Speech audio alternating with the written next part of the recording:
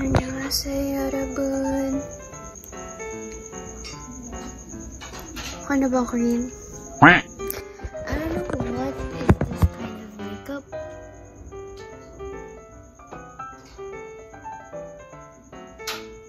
But I think it looks nice. So today we don't have classes because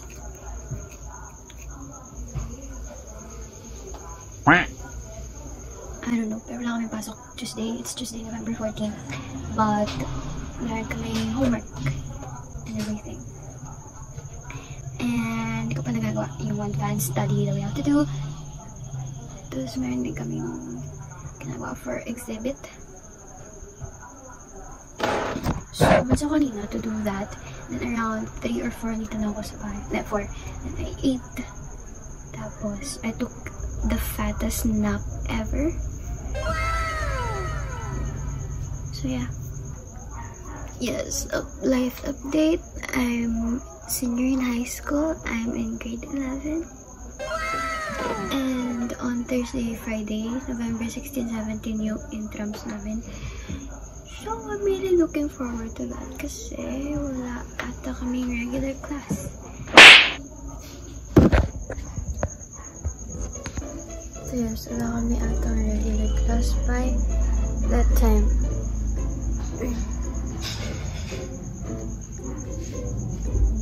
Pero madami kami ginagawa.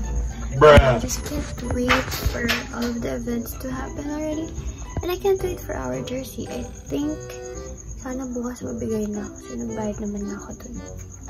And ayun, sunod-sunod yung events. This week, 16, 17 yung intrams.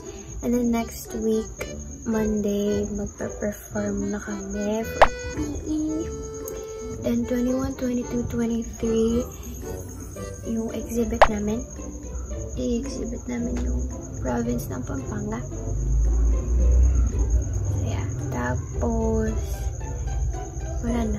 Yun na actually ito yung end of events. This long weekend, 25, 26, 27. Depende, baka maraming pinapagawa ng time na yun. Baka wala pa din. Pahinga. 30, walang pasok. But I think one thing's for sure, sunod-sunod na yung pasok. Wala na events. And then December, probably last day namin is December 15, and then holiday. 2 weeks lang yung matinong ano namin. Matino.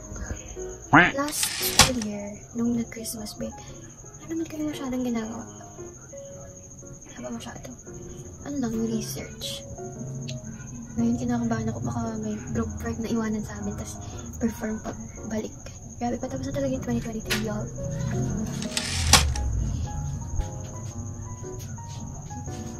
So, ngayon na lang ulit ako nag-vlog and nag-makeup. Kasi nanonood ako TikTok, and for some reason, laging lumalabas sa FYP ko yung mga live, like suggested lives. And yung mga live is puro Korean. Mga Korean, yung makeup nila, ang gaganda. Tapos there's this girl, which is in-screenshot ko siya. Kasi, ayun, she's doing her makeup. Tapos ayun, sabi ko, parang I wanna recreate. And ang nice. Ang nice din pala ilagay yung blush mo under your eyes. Para kung umiiyak ng pink. Pink blush, ganun. Para kung umiiyak. Tapos yung Eggusal. Medyo panira lang yung buko kasi it's really straight. Mas okay siya pag nakataas yung buko. Parang mas napapakita yun. Parang mas cute. It's a lot cuter. Anyway, my mom said we're gonna eat. So, ano bang plans ko for the rest of the night? So, for the rest of the night, maybe I'll do my homework.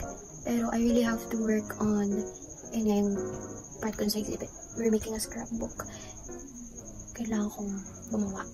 Sabi, kailangan daw tapusin. So, hindi ko alam, hindi na tatapusin. I don't know, but yeah. Papasok ko naman bukas. We have regular class tomorrow. Pero, yun nga, baka by February wala. Sana wala. Kasi, tamad akong tao. Sige. So, siguro, maybe I just want a break. At saka, break from like regular class. At saka, ito. Ewan. Whatever. Bye. So, ito yung kalat ko. I'll fix this later. Yada bood.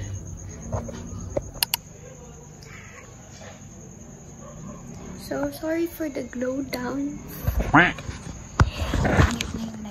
Pero I am making myself pancit canton.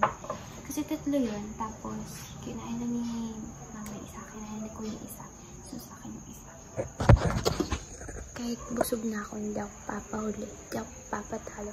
Niluluto ko na as of the moment.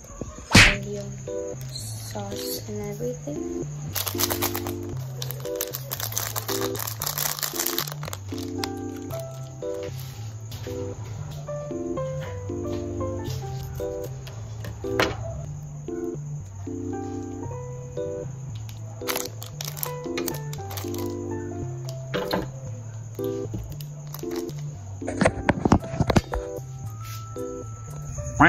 So let's wait for this to boil.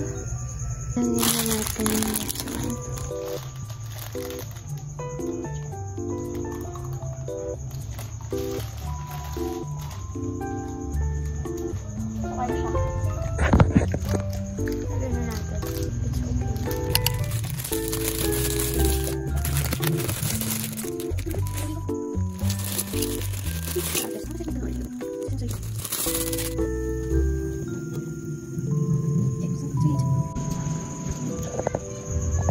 Minsan mukha akong bangag, minsan maganda ako.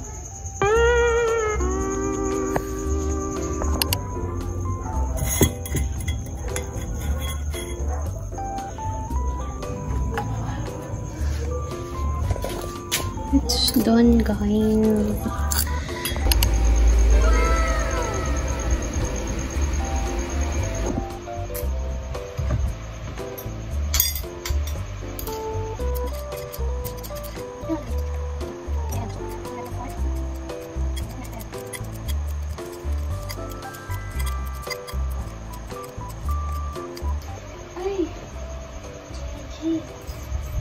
Okay na.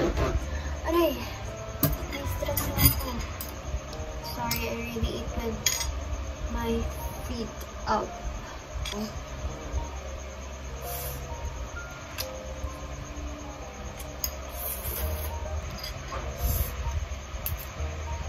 hindi ko na natuloy yung strong woman kang Namsoon. And funny story. Funny. Yung friend ko. I mean, the reason why ayaw niya panoorin is kasi na-spoil na siya sa TikTok, sa Facebook. Tapos, mas pogi daw yung second date for her. And I must say, medyo lang yung second date. And ako, just proud of myself kasi yung napaka-pogi yung second date, or yung kontrabida basically, hindi ako naiik. Kasi pangit ugali. Pogi nga siya kasi pangit ugali na so no, it's a no for me. Kaya, boto pa rin ako sa police kay Kang Namsoon. Yun yung gusto ko sa mga love triangle. Ako, ayoko ng love triangle na parehas may chemistry si girl dun sa dalawang guy. Or may interaction si girl dun sa dalawang guy. Or parang nagbibigay siya ng motibo dun sa dalawang guy. Yun, dun ayaw ko talaga ng love triangle. Okay lang ako sa love triangle kapag si girl, sigurado talaga siya sa kung sino yung gusto niya. Let's say, itong guy, gusto siya, and gusto niya din guy. Tapos ito namang karibal, or yung isang guy na gusto siya, yung girl, pero yung girl, ayaw niya dun sa guy. Ganun ako, okay sa akin yung love triangle, basta from the very start, may minamata na talaga itong si girl, na parang yun lang yung, parang tinotolerate niya, or ganun, ay nabibigay siya ng motibo, unlike dun sa isang guy. Kasi ba? Ako ayoko ng love triangles, but if yung love triangle is ganun na parang from the very start, alam na ni girl sino gusto niya. Hindi ako.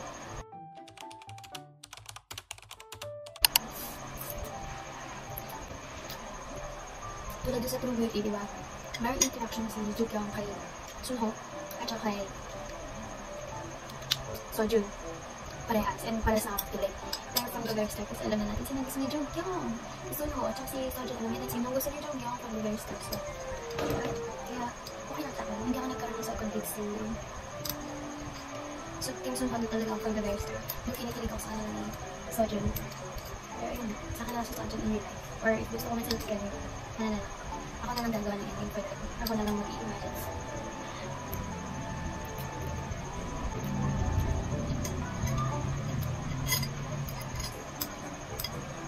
Ano ko ginagawa?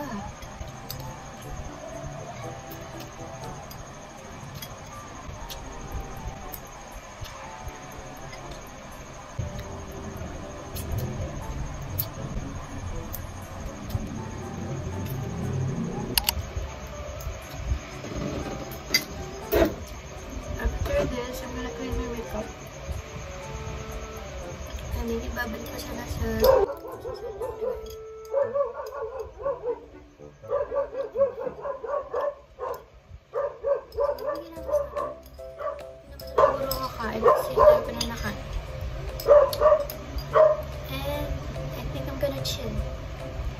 Or if sa pagin pa ako, gawa ako ng yun nga, yung ginagawa natin before. Pero if hindi, magigising na lang ako ng maaga tomorrow. Bukas ko na rin gagawin yung advanced study for Compay.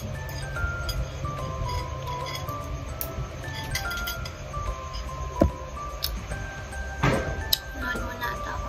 Bye guys!